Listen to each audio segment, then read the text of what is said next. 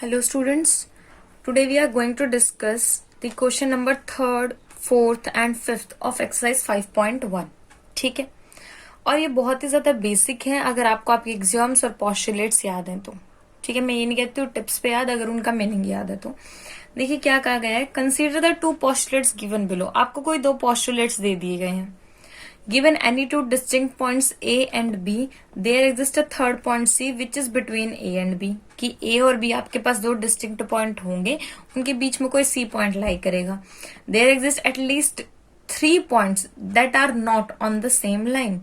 ठीक है, 3 points होंगे जो same line के ऊपर लाई नहीं करेंगे.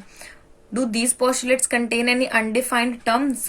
Are these postulates consistent? Do they follow the Euclid's postulates? ठीक है, मैं आपको बताऊंगी कि कंसिस्टेंट पोस्टुलेट जो कंसिस्टेंट होते हैं तो क्या होता है। ठीक है, सबसे पहले बात करते हैं इसके एक सॉल्यूशन की।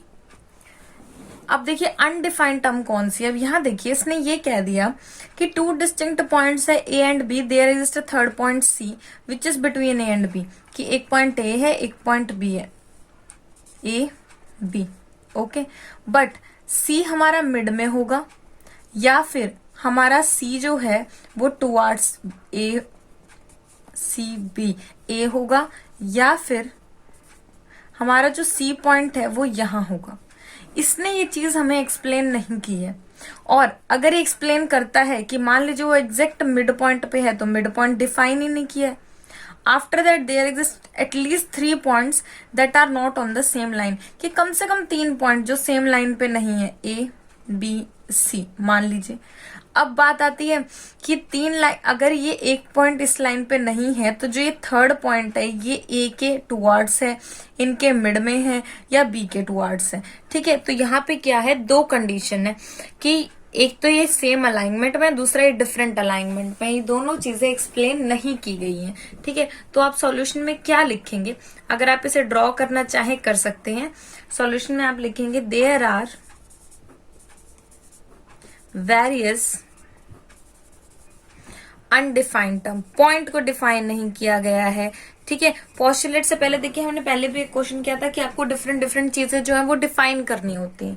ठीक है, तो वो चीजें इसके अंदर डिफाइन नहीं है और आपको सॉल्यूशन इसी वे में लिखना है। ध्यान से सुनिए, इसी वे में लिखना है।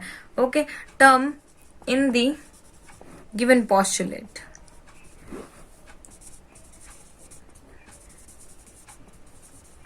Right, and the given postulate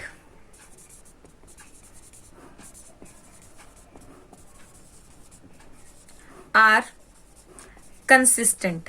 अब कंसिस्टेंट का मीनिंग क्या होता है, आपकी बुक में भी एक डेफिनेशन दी गई है, what do you mean by consistent. देखिए बेटा, कंसिस्टेंट का मीनिंग क्या होता है, when it is impossible to deduce any statement. ठीक है, आप ध्यान से समझिएगा, इम्पॉसिबल टू डिड्यूस यानी कि कोई भी पोस्टुलेट है, मैं उससे कोई एक ऐसी स्टेटमेंट नहीं निकाल सकती जो प्रीवियसली प्रूव्ड मेरे एक्सियोम है, पोस्टुलेट्स हैं, उन्हें क्या कर दे, कॉन्ट्राडिक्ट कर दे, यानी कि अपोजिट स्टेटमेंट दे दे। जैसे अब ये है, इसने ये कहा है given any 2 distinct point A B C lie कर रहा है, लेकिन ये मेरे किसी पोस्टुलेट को कॉन्ट्राडिक्ट नहीं कर रहा है, यानी कि इसकी वजह से मेरे किसी भी पोस्टुलेट पे या किसी एग्जाम पे कोई फर्क नहीं है।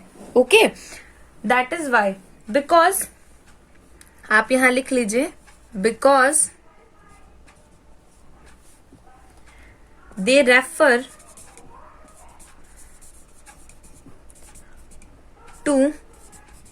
To different situation. उसने हमें दोनों सिचुएशन दी है। देखिए अभी मैंने आपको एक्सप्लेन करके बताया ना कि आपका पॉइंट हो सकता है मिड में लाई करे, हो सकता है कि आउटसाइड लाई करे।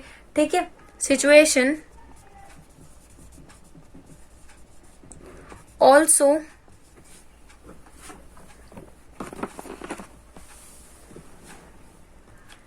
It is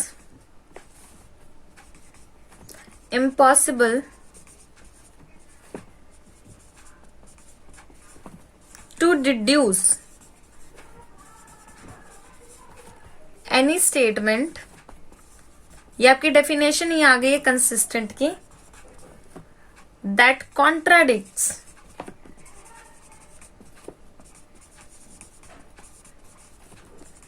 any well known axiom and postulate. ठीक है, ये मैंने आपको प्रॉपर इसमें डेफिनेशन ही लिखवा दी है। ठीक है, these postulates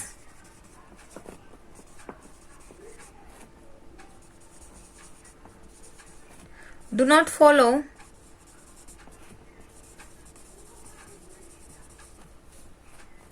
the Euclid's postulate. Obviously ये यूक्लिड के किसी भी पोस्टुलेट को फॉलो नहीं कर रहे हैं। ठीक है, लेकिन अब अगर मैं 2 पॉइंट्स की जब बात कर रही थी यहाँ पे, ये देखिए, और जब तीसरा पॉइंट इनके मिड में लाई कर रहा है, तो इसका मीनिंग यहाँ पे ये एक यूनिक लाइन है जो ए और बी को ज्वाइन कर रही है।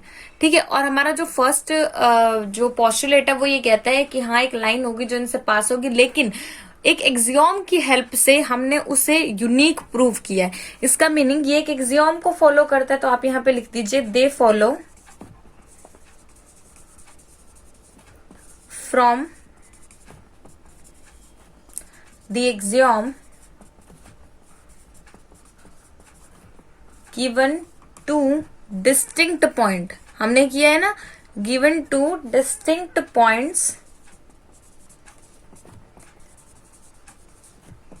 there is a unique line that passes through them, ये हमने उसके अंदर प्रूफ भी किया था। राइट, तो इस तरीके से इस स्टेटमेंट को, इस क्वेश्चन को आपको लिखना है। ठीक है, फिगर ड्रॉ करनी है, उसके बाद ये लिखना है। कंसिस्टेंट मैं आपको फिर दोबारा बता देती हूँ। कंसिस्टेंट का मीनिंग होता है when it is impossible to deduce any statement. हम किसी भी स्टेटमेंट को नहीं निकाल सकते एक ऐसी स्टेटमेंट से जो हमारे एक्सियोम और पोस्टुलेट को कॉन्ट्राडिक्ट करे। ओके, कॉन्ट्राडिक्ट का मीनिंग क्या है कि जो पोस्टुलेट और एक्सियोम कह रहे हैं वो चीज फॉल्स हो जाए। That is not possible.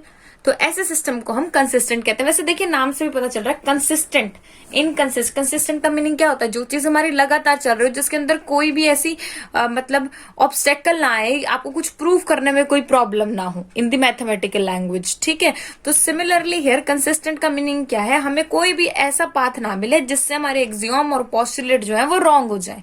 That is your consistent system.